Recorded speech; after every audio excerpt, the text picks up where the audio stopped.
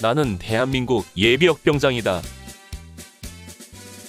안녕하십니까? 1980년대 50 시절 군대 이야기를 나누는 예비역병장입니다. 오늘도 저의 옛날 군대 이야기와 함께 추억여행 떠나시죠. 나의 일병 시절 231번째 이야기. 연대 병기과 경계 파견. 9. 파견 생활을 마치다. 모든 일에는 시작이 있으면 끝이 있게 마련입니다.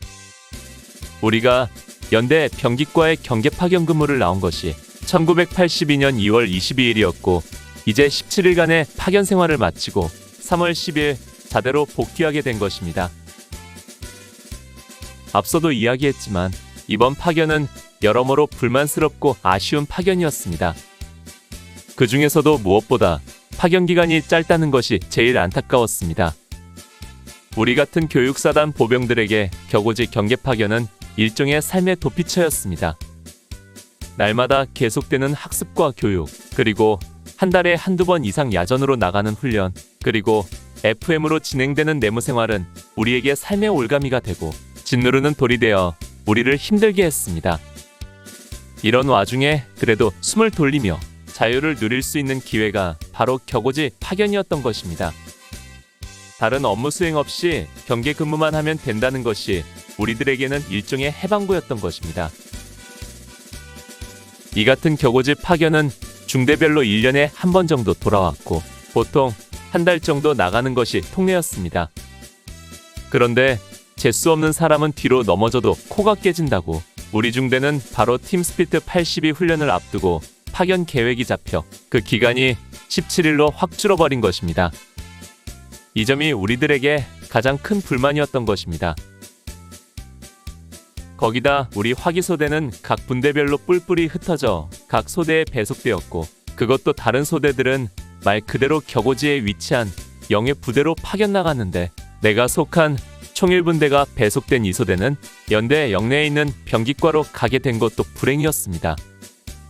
자대에서 걸어서 10분 정도 걸리는 곳에 위치해 있다 보니 말만 파견 생활이지 자대 생활이나 다름없었습니다.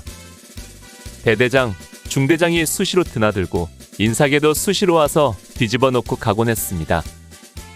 게다가 팀 훈련을 앞두고 일부 보급품이 A급으로 교체 지급되면서 기존 물품의 정비 후 반납과 새 보급품의 관리에 대한 점검과 조사가 수시로 실시되어 우리들을 더욱 힘들게 했습니다.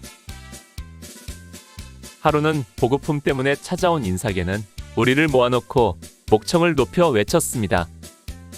군인은 각자 지급받은 보급품을 자기 목숨만큼 아껴야 한다. 모든 보급품은 최상의 상태를 유지하고 철저히 관리해야 한다.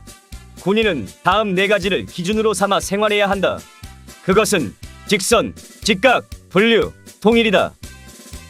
이때부터 우리들에게 직선, 직각, 분류, 통일은 유행어가 되었고 모든 말의 결론은 직선, 직각, 분류, 통일로 귀결되기도 했습니다. 나는 이번 파견 기간 중에 상병으로 진급을 했습니다. 1982년 3월 1일부로 상병이 된 것입니다. 그러나 별도의 진급 신고는 없었습니다. 중대가 모두 뿔뿔이 흩어진 상태에서 중대장에게 진급 신고할 조건이 안 되었던 것입니다. 계급장도 따로 붙일 필요가 없었습니다. 이미 나는 한 달 전부터 소위 마이가리로 상병계 급장을 달고 있었던 것입니다. 우리 동기들 모두가 그랬습니다. 우리보다 전달에 입대한 전우들과 동기로 끊어 생활했기 때문에 그들이 상병을 단 지난달에 우리들도 모두 상병계 급장을 단 것입니다. 아마 신임 중대장도 우리 모두가 상병인 것으로 알고 있었을 것입니다. 따라서 3월 1일 진급은 그저 행정적 절차에 불과한 것이었습니다. 1982년 3월 10일 수요일. 전날부터 철수 준비를 위해 관물들을 따블백에 넣고 군장을 꾸렸습니다. 그리고 마지막 날 야간 근무를 마치고 이날 오전까지 근무를 했습니다. 그리고 점심 식사까지 하고 13시에 자대로 출발했습니다.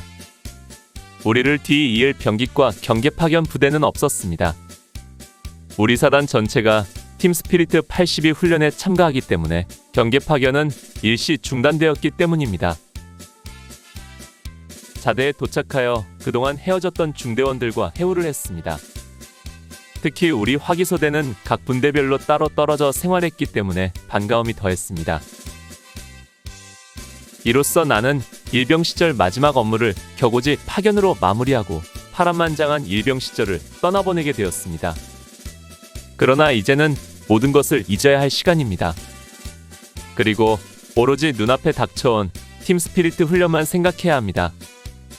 또한 내 개인적으로는 상병으로서 새로운 각오로 남은 군 생활을 잘 마칠 준비를 해야 하는 중요한 시기였습니다.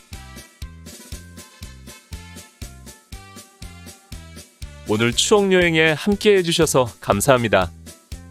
다음 이야기를 기대해 주시고 구독과 좋아요 부탁드립니다. 당백